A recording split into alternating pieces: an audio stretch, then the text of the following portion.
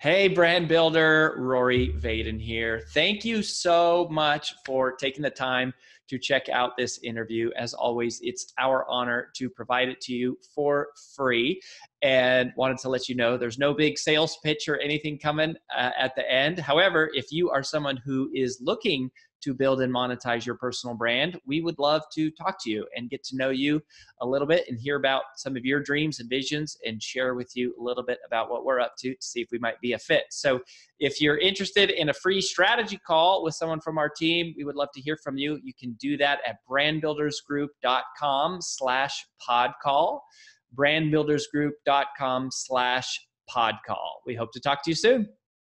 Hey, everybody, and welcome to another episode of the Influential Personal Brand. AJ Vaden here. And today is super awesome and exciting because we're going to talk about podcasting on the podcast. One of the things I was just sharing with our awesome guest, Carli, who I'll introduce in just a second, is there are probably within our community, probably one of the most consistent requests that we've been getting here lately is, how do you know when you should do a podcast? Or, hey, I've been thinking about doing a podcast. How do I get started? Or, hey, I have a podcast and now it's taking off, but it's a lot of work for me to keep up with. Or, hey, I have this podcast and it's not taking off and I don't know what to do about it. And so we decided to just have an awesome conversation with one of our brand implementation partners, We Edit Podcasts, who we have used since the beginning of this podcast.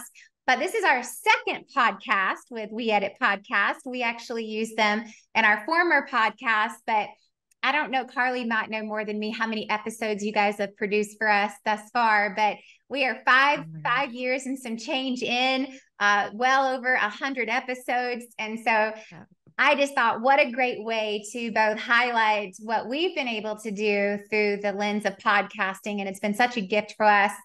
But also talk about it with the person who's actually helping us behind the scenes bring this to life and make this a reality. So if you're someone who is a podcaster, who wants to be a podcaster, or who just likes listening to podcasts, this is a great episode for you today. So stick around if you want to learn about the world of podcasting and how to make it work for you. Now, let me introduce you to Carli, who is the founder and CEO of We Edit Podcast.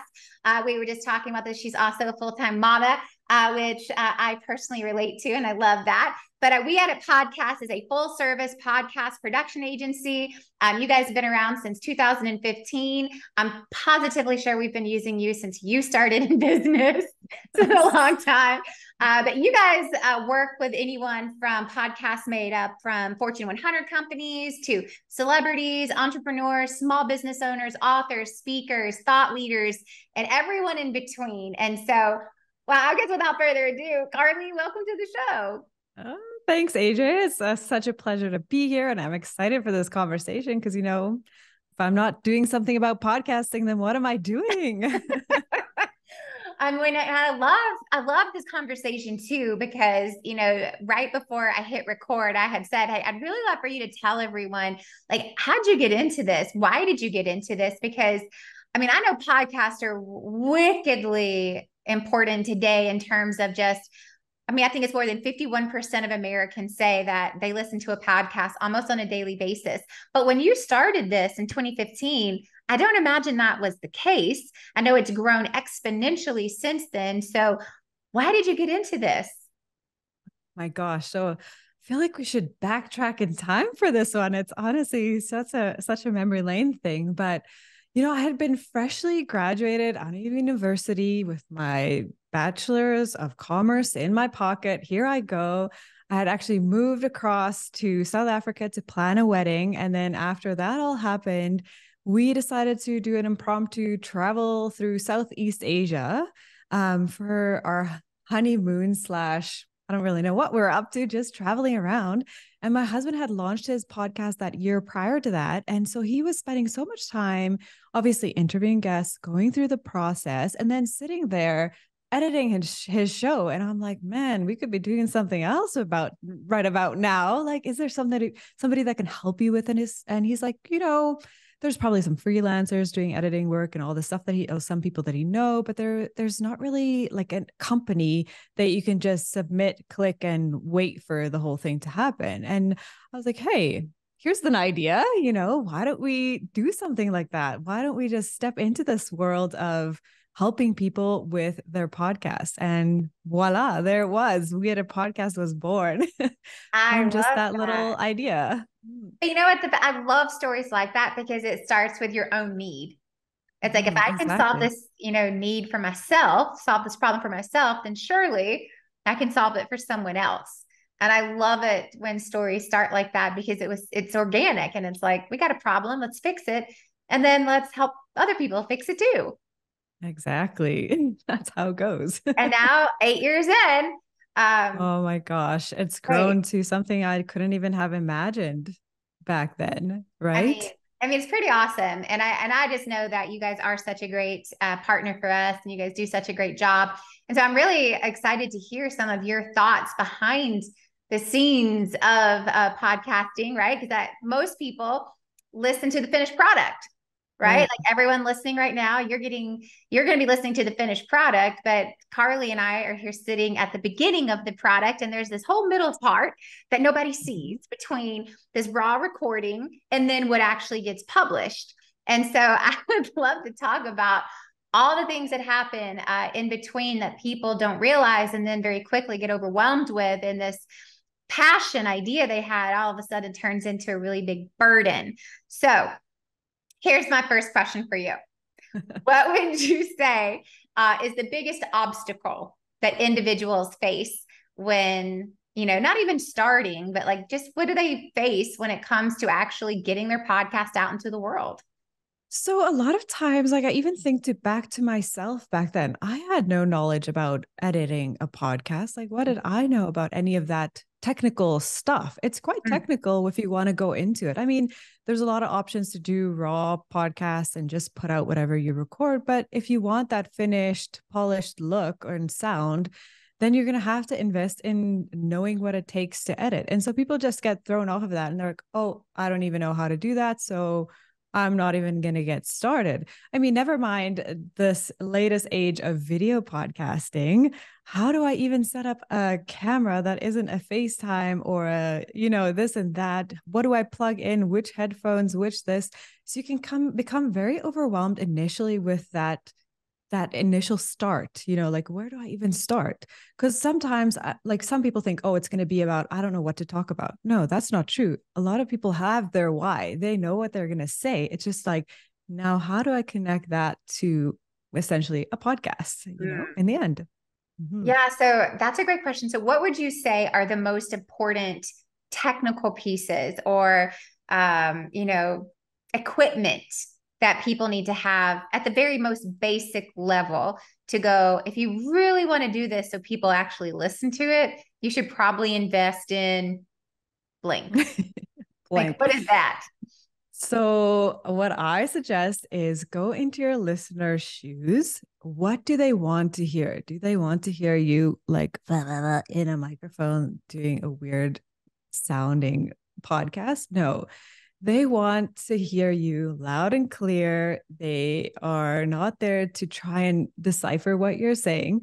So invest in a microphone. I mean, the barrier to entry for podcasts is so low. You don't need to invest in a huge setup or, full scale production. There's other options available to you. Like you can rent a studio. You can ask somebody who's already had a setup. Hey, can you show me the ropes? Can you show me what works for you, what doesn't? And then you can if you look online right now, the blog posts out there about how to start a podcast it's like the number is infinite right now. So you can find that information so easily. And people go through it. They step by step, like walk you through each microphone option, each headphone option, the recording software that you can use, everything that you can find out is out there. So you can do some research, find out what works for your budget, what works for your commitment and time and everything. And what kind of quality do you want? Do you want something that's a live show and you're sitting with somebody in a room chatting? Sure, go for that option. Then just kind of find out what is it that you want to give your listeners, and then go from there. I love that, because it really is so varied in terms of how advanced and, how, all in show production value do you want to go versus, hey, I'm just getting started. I hope that my parents listen. I don't know about anybody else, right? There's a lot of in between there. Do you have a favorite microphone that you're like, man, this is just a go-to? I'm loving this one. Yeah. Which one is that? The Shure SM7B. You get the MS7B. SM7B. SM7B. Yeah.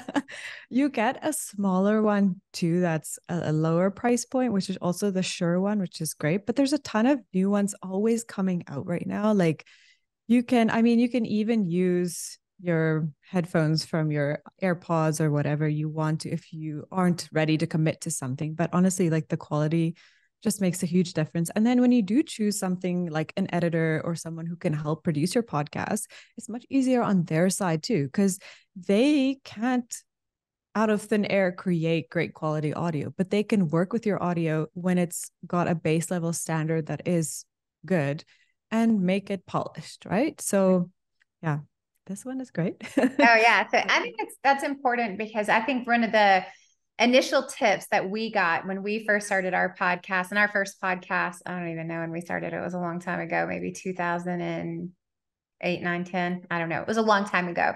And we did not invest into good equipment for a long time until finally someone said to us, we really love the content, but it's so miserable to listen to. And I was like, are you saying my voice is miserable?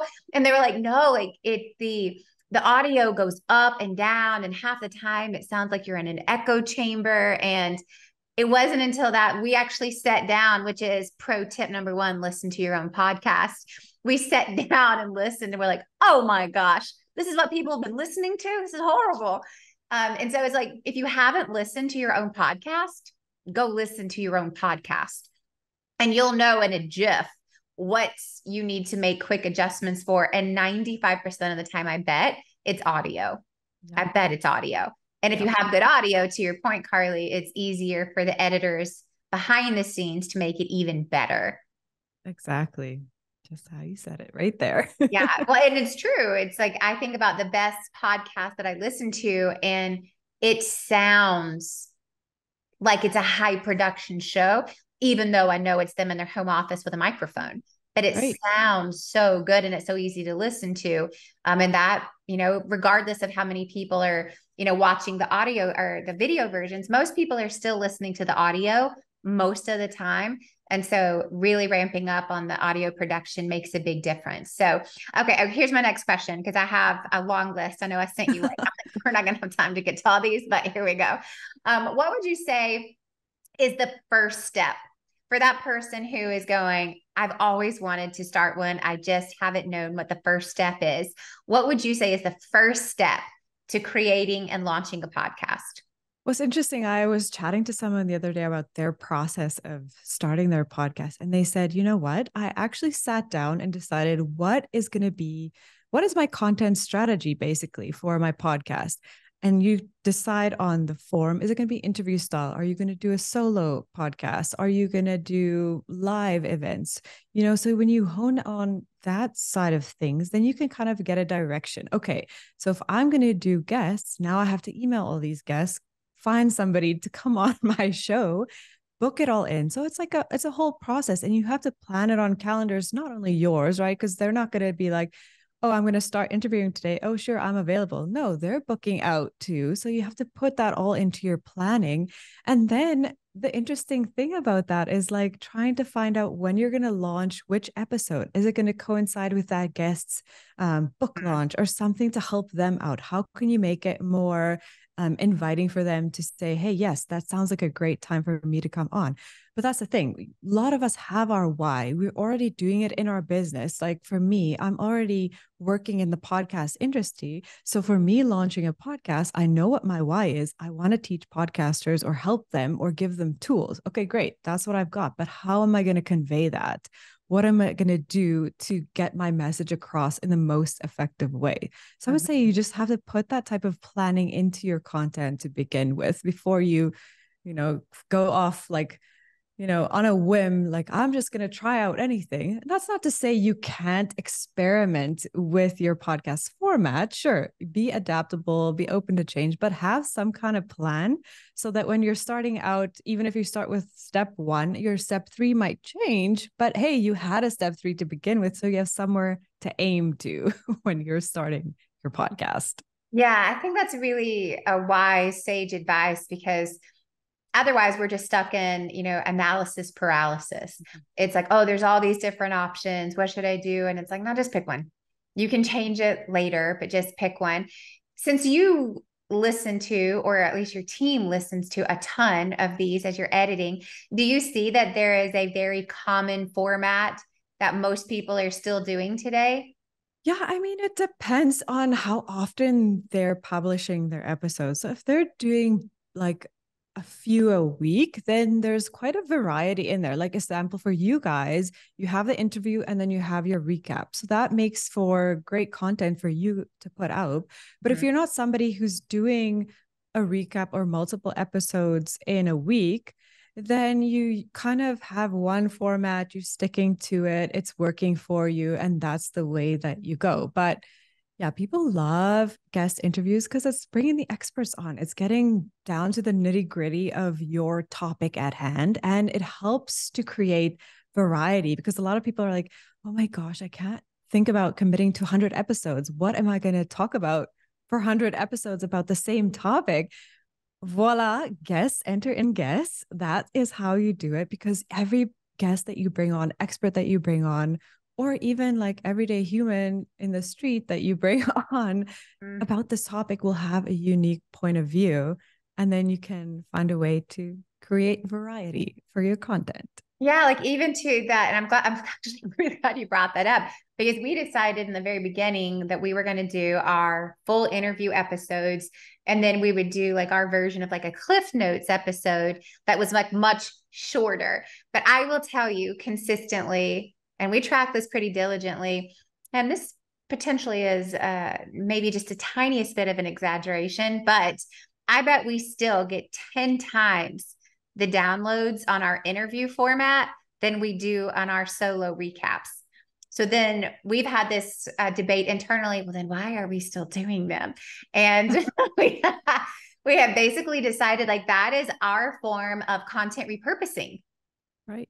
So we may not be getting a ton of downloads on the recap episodes, but it's giving us a whole new set of well-produced video and audio content that we can then repurpose for blog and social media content. And it's original. And it's now you have this amazing 1 hour interview that you can recap into a 10 to 15 minute recap, where you're not having to come up with all new content topics all the time, that you're pulling from these expert interviews, and it's allowing us to take our spin, our take on it. And it's a way of not necessarily are we expecting to grow the podcast with these recaps at this point. It's pretty much proven we're not going to be doing that, but it has been an amazing tool to give us fresh new ideas and takes and twists on things, to have fresh content that we can then repurpose for blogs, vlogs, social media, and other things. And so I would just second, I was curious, it's at least on our show anyway, the solo episodes so far underperform compared to the interview format. And I would even say our video show, our YouTube show version versus just the normal audio doesn't even compare. It's audio downloads, wow. 10x and interview format. That's by far the runaway winner in our tiny little micro example. Back to that's like people love the conversation format as you're beginning into those stages. Now, I also have this question, and this is totally your opinion, and you don't need any facts behind it. But since this is your world and it has been your world for a really long time, I would love to know, what do you think makes a great podcast? Gosh. Well, I know what the result is. Like if the result is an engaged, I'm not even going to say audience, but community around your podcast, that is like the result that you want. But honestly, what you're saying there, the reason that your interviews are performing so well is because you're blending your audience with their audience, your guest audience. So then it's like you're saying, 10xing your community around that episode. So how can it not be more valuable in the end? Yeah, to me, like, because I've seen so many different podcasts and like obviously listened to a ton, and I'm venturing into the world of being on more of them. Some of the things that catch me in a podcast is the vulnerability and realness. Like if you are super staged and everything is perfect to a matter, you kind of lose that little tug on the heart almost for me. So for me, when I listen, my personal podcast, things that I find the most valuable and the most amazing podcast is like, there's something that really resonates with me on a personal front. Like whether it's to do with your mom's, like the way that your mom taught you how to do this and that, and somebody mentions it about their mom or something, and then it's like, oh my gosh. Or whether it's like with my kids or something to do with like everyday life, or like a personal failure in my business, or something that I can totally relate to on a raw, like vulnerable level. It's like, that's gold, because not a lot of people are open to being vulnerable on podcasts, because you want to be like super, Mm-hmm. don't make a mistake. Don't, don't say something inappropriate or yeah. So that's what I go for in podcasts. Yeah, and I think it's probably true across the board at some level, because if you really think about it, it's like we're not in most people are not in this anymore just for the information. You can get information in a multitude of ways. I mean, think about all the ways. It's like there are blogs out of the wazoo. I don't even know how many podcasts, but a lot. There's YouTube shows now. There's TikTok. There's Instagram. There's whatever this new one is, Threads. Can't even keep up. Like there are so many content mediums. It's not so much that people are going there for the information. It's the way that you deliver the information. It's your take on it. It's with your personality, your spin, your uniqueness, your story, your experiences. And if you're willing to share that part of you, the vulnerable part, that is what catches. Yeah. Yeah, totally. That and the thing is like it could be vulnerability too, but it could be comedy. Like some of the comedy podcasts out there, like they become so like they draw me in, because sometimes I'm just like, man, I need a good laugh. And obviously people have the habit of scrolling social media for those things, me included, right? Because you're watching all these funny reels and things. But if you've listened to comedy or like comedians on podcasts, it is hilarious. And it just takes you right out of where you are into like their world of comedy. And it's just, you could be watching a show if you close your eyes, that's where you can imagine you are. So yeah, you're right. It's just connecting on that level of their experience and the way they deliver it. Yeah. So why do you think podcasts have taken off the way that they have? Oh my gosh. Because I've like honestly, podcasts has been around so long. And to answer your question about how many podcasts, the latest was there's almost 5 million out there. And in this last week, there's like 200,000 new episodes that were launched. And oh yeah, the stats are insane, but don't let that scare you off. Because honestly, everybody's got their little corner of the world that they can talk about. But I think it's become so powerful because people are not only doing it just because, hey, I should start a podcast, this is what I should be doing. It's because they want to. They're like marrying it with what they're already doing, either in their life or their business, or the way that they know that they love to influence people. So it's become like an extension of who they are already. So yeah, I find that that's one of the main reasons people are getting on the mic and just doing what they love. And I mean, for us too, as the host, right? It's a thrill to meet with other people and learn about them. Because like we want to learn too. That's why we're here. We're here. We're curious. We want to learn something new. And when we get in touch and like one-on-one with these experts, it's like a free learning little experience. And if you're willing to put in the work and the commitment, that's what you're going to get out of it.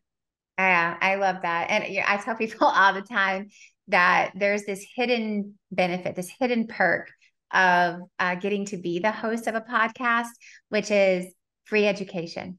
It's free education. And it's one of the best things, not to mention it's an amazing introduction tool, but the amount of learning that I get to participate in a host, it's phenomenal and it's free. It's like if for no other reason, it's like I will always have a podcast because it is a great forum and format to just talk about the topics that you're already interested in as a human being. Because if you're interested in them, it's likely at least a few more people on planet Earth are also interested in them. And so it's great education and it's free and it's at your fingertips. Like why wouldn't we take advantage of that? So, okay. So I have 3 more questions for you before we run out of time. And I promise I'm watching the clock, but you and your team, how many podcasts do you guys think you edit on a weekly basis? Oh my gosh. On a weekly, there are hundreds of episodes that we go through. I mean, from the start, it's been like 3,500 plus, and we've worked with so many different kinds of podcasters, from individual ones to big companies to even people who are white labeling our service. So, I mean, then those people just push the episodes through because it's all of their clients that coming our way too. But yeah, I mean, I cannot tell you how many I've listened to and how many show notes I've written back in the day when I was stomping the ground doing all the things.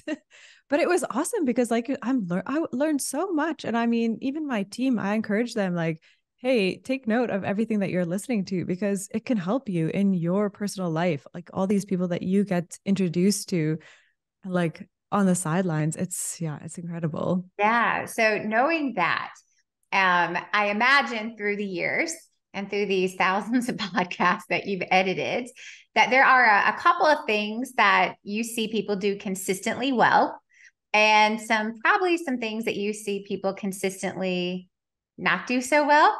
So if you could share with us what are some tips of the trade to ensure that you have a great episode? And then what are some of those avoidable mistakes that we should be on the lookout for? So one of my main things is if you're going to start a podcast, be a host, learn how to be a host. And that means listening. So learn how to listen because it's great if you are chiming in when the conversation happens. But I've had a lot of people who, as the host, they're interrupting their guest the whole time. So then on our audio side of things, that's jumping into their audio. Sometimes it goes over what your guest is trying to say. I know from my transcriptionist, they always tell me it's in an audible. I can't hear what they're saying because somebody's interrupted them. So find a way to be a host and learn how to be a host from listening perspective, number one. And the second thing, if you have something that comes to mind, write it down. Have your little notepad and your pen and write something down if you think about it. And when your guest is done saying their thought, then we bring it up. Because if you interrupt them halfway through, your listener might not have been thinking the same thought that you were thinking about.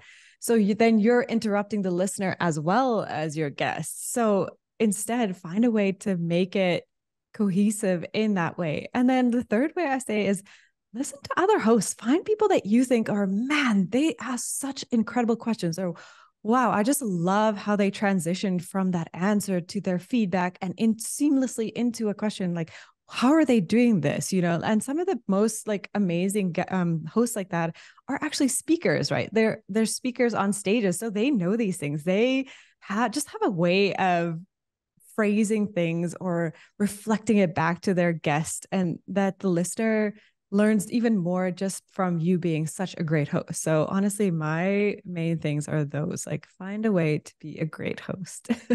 That's so interesting to hear, because I think a lot of people say, make sure you're a good listener, but in context of this particular thing, you also have to think about yeah, you need to be a good listener, because if you're cutting off your guests or talking over them or switching, it makes it really hard for the production component of this to turn out well, or the show notes feel discombobulated because you were bouncing around. I had never thought about it that way.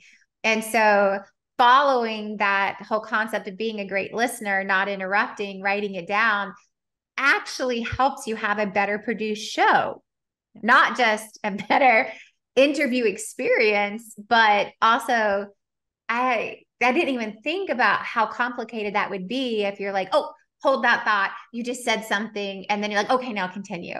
Right. Yeah. It might work in the conversation, but in terms of translating that to the listener and in show notes, I could see how that could be pretty chaotic. Yeah, exactly. And it's a lot. I mean, sometimes it is a conversation. Like if you have two hosts, obviously you're going to banter back and forth. It's laughter. It's like not shouting, but some people are like, ah, my gosh, yelling over each other. And that's fine, because that's not really, that's not interrupting somebody who's trying to communicate with your listeners. It's a banter and you expect it. That's part of the show. So, but that's part of knowing who you are as a host too, right? If that is what your format is, go for it. If not, hang back, listen and observe and think these things through. But yeah. I think a lot of that comes back to listen to your own show. Hey, you said it first. Yeah, listen to your own show. You will probably be your own worst critic. You would be the hardest coach on yourself, but listen to your own show. That's a really important part of, I think about it as a speaker. We were like, one of the biggest things that we always did is like, we force ourselves to watch our footage. We would watch our footage and then we would watch it on rewind. We would watch it on fast forward. We would listen to it while not watching it. And then we would watch it on mute. And so it's like, we're looking for all these different things. But we can do the same thing with our own show. It's like, you need to be a participant of the show. You need to know what it's like to be the listener in order to be a really good host. And then I loved your comment too of like, what are the other hosts out there that you love? It's like, man, I love the way that they're a good host and the way they transition. And that comes from studying your craft. It's you got to find other people that you think are doing a phenomenal job and picking up those tips. And so here's my question. Who is some of your favorite hosts? Who would you say that you just think are crushing it in the podcast field? Oh my gosh. The last one that I started like just recently listening to was Natalie Frank on the Independent Business Podcast. She's just, I don't know, she just hits it. It sounds like she doesn't skip a beat when she is replying to her guests. She's converting it into a question. And I'm just like burning through those episodes, preparing for my own podcast, which has just been so inspiring. But yeah, and then some of the other ones. Oh, I just interviewed Ashley Menzies Babatunde, and her voice is so calm and like she just really gets you centered and like just relax. And I'm like, okay, yeah, that's a good quality of a host, because you need to, don't sound nervous and uptight about things. You need to be calm and collective as well to give your listener like an even better experience. So yeah, I'm just like soaking up everybody. Like I'm listening to the guests that they have on, sure, but I'm out there to study the host, to really get into like in their shoes, like how are they doing this? Like what are their methods, and just listening to everybody. And obviously you guys, your conversations are so natural and you just like, yeah, I'm just like, before I know it, I forgot that I was listening because I wanted to see your style. I'm like listening because I'm drawn into the conversation. I'm like, okay, that's a good trick to draw people into the conversation. Oh yeah. So I'm learning a lot. I love that. And, it comes back to, I think often, not just in the podcast world, but in business, we forget to study just to study. We forget that we got to hone in on our craft. We get such in the rhythm of doing our thing that it's like, oh yeah, there's probably ways we can improve. And two best ways you can do that are listen to yourself and listen to others. That was such a good, refreshing reminder for me today of like, I can't remember the last time I listened to one of my own episodes. I'm like, oh, I don't go listen to my episodes. But it's a really important thing. But then also, it's not just listening to other podcasts because you enjoy the content. It's listening for the specific components of what am I trying to learn? What am I trying to gain here? Trying to figure out better transitions or better openings and better closes and listening with a purpose. Yeah. And those are such good tips. And then my other question is, what is one piece of advice that you would give to someone who wants to launch a podcast? So this is actually something that I was struggling with personally, is that whole thing of imposter syndrome. Like, what makes me qualified to be here? And you might ask that as a newbie podcaster, somebody who's starting out. But the thing is, all of us have something to offer. The main thing is you have to figure out what it is, package it, and then put it out there. And instead of getting trapped in this, why am I here? Am I allowed to be here? Turn your mindset and become the same thing I've been harping on in this episode, is become a student. Like, have a student mindset. If you're just there learning, if you're open about how you're learning in this process, no one's going to judge you. No one's going to judge you anyways, but you yourself won't judge yourself either, because you're like, I'm not imposing anybody. I'm here to learn. I'm doing this. Your journey as a podcaster, as a business owner, as anybody building a personal brand, it's just finding a way to get through that obstacle, packaging who you are and what you have to offer, and then telling people, this is how I've learned to do it on my journey. And people will be so glad you did it. You just reminded me of this quote I saw here recently, and it said, be you. There's no one else like you, so why be anyone else? And it's such a thing as we forget our own power, our own uniqueness, when we get stuck in that imposter syndrome state, and you forget, it's like, oh yeah, like I am worth being here, and what I have to say is going to help someone else. And it's focusing on who you can help versus who you can't, because you're not meant to help everyone. And it's just focusing on, there's a group of people for you. Focus on them. Don't worry about the people who aren't for you. That's not who you're doing it for. You're doing it for the people who need it. Exactly. And just to add to that, like, if you're going out there to create a podcast that's for everyone, that's probably not the right direction for you, because not everyone is going to love what you put out there.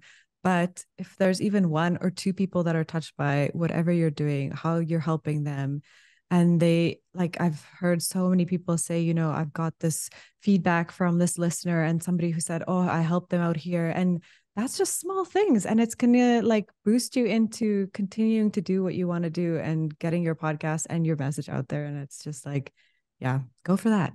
That's such a good reminder. So before we go, Carli, tell people what exactly you guys do at We Edit Podcast.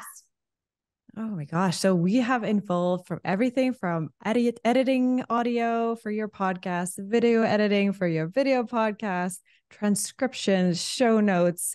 We even have a launch package for people who want some hand holding on the launch, podcast launch steps and, the whole process. So everything is so clearly laid out on our website. If you want to find out anything about any services, we're happy to hop on calls with you, making everything as easy as possible.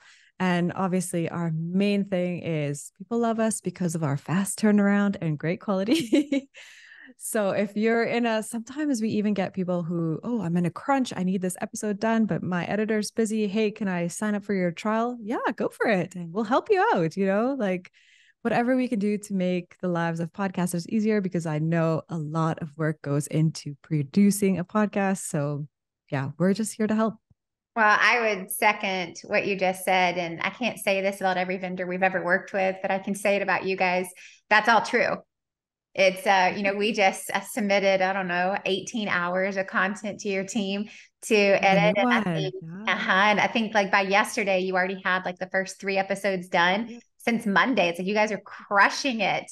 And on top of that, we've been monthly clients for over 5 years. And not only are you guys reliable and you do good work and you hit your deadlines, but you're also super affordable. And you didn't mention that. I think you're super affordable for what you guys do.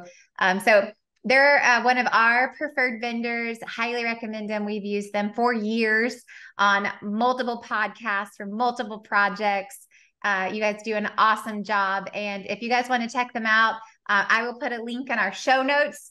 So you can go learn about all of their services and all that they do.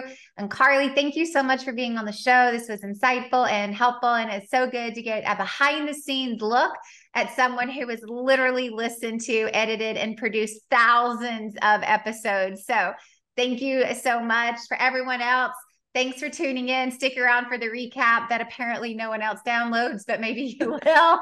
I listen to them. I love them. They were my favorite. Yeah, they're awesome. Go check it out. Be the first. And we'll catch you next time on the Influential Personal Brand. Bye, guys.